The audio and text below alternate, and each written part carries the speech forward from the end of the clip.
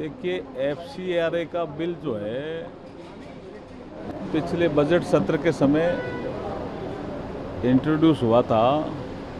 उसके बाद कुछ सुझाव आए थे सदस्यों से, तो उसका परीक्षण किया जा रहा है। उसके बाद आपको बताएंगे, जब बीएससी में इसकी चर्चा होगी तब आपको बताएंगे। सर, आज दिल्ली में पुलिस कर्मी और उनकी फैमिली ने प्रेस कॉन्फ्रेंस करी। दिल्ली में जो पिछले दिनों प्रोटेस्ट हुआ था उसमें उनका ये कहना है कि एक तरफा चीज़ें चल रही है, उनके साथ न्याय नहीं हो रहा है। उनके भी जो पुलिसकर्मी थे वो भी इस प्रोटेस्ट में घायल हुए, लेकिन उनका कोई जिक्र नहीं हो रहा है, उनको न्याय नहीं मिल पा रहा। देखिए, तो आप लोकसभा में बात उठाएंगे? नहीं, लोकसभा में तो इस पे चर्चा हुई, 45 लोग बोले और उसके बाद और बोलने वाले थे।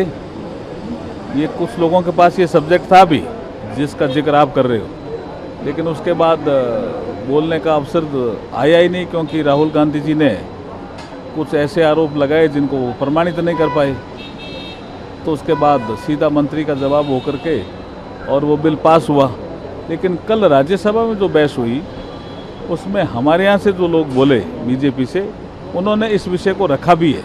जैसे सुधांशु त्रिवेदी जी का जरा भाषण सुनेंगे तो उसमें ये विषय आया है। प्रियंका गांधी जी ने जिस प्रकार से कमेंट्स करा, उसके बाद तमाम जो शिक्षाविद है उन्होंने एक ज्ञापन भी दिया है, प्रियंका गांधी को लेटर भी लिखा है। इस प्रकार का कमेंट्स जो कि सदन के भीतर किया गया, कितना उचित मानते हैं आप? देखिए, ये बिल्कुल ही उचित नहीं है जी।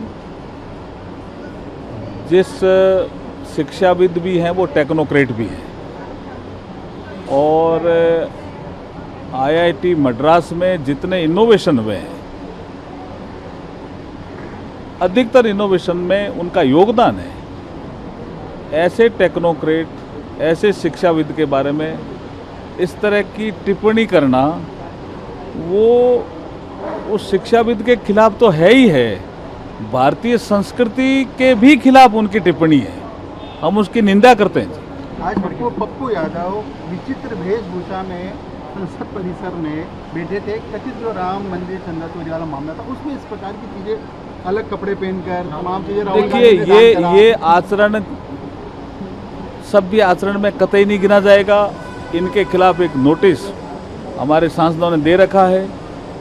संभावना है कि स्पीकर साहब इस पर नोटिस लें, क्योंकि आज जो उन्होंने संसद भवन में आचरण किया, हमारे हाउस में, लोकसभा के अंदर नहीं, संसद भवन में आचरण किया, ना तो उसकी परमिशन थी, और ये भी आचरण किसी भी तरह से मर्यादा के अनुरूप नहीं था। इसलिए स्पीकर साहब ने इसका नोटिस लिया है और हमारे सदस्यों ने नोटिस दिया भी है। कांग्रेस के पार्षद ताहिर हुसैन, दिल्ली दंगों के मामले में आज कोर्ट ने उन्हें आजीवन कारावास की सजा सुनाई है। आम आदमी पार्टी के पार्षद थे ताहिर हुसैन। देखिए, ये पहले भी विषय आया था। इसका मतलब, जब न्याय पालिका ये कह रही है कि दंगों में सम्मिलित हैं, तो इनका चरित्र तो सामने आ ही गया ना।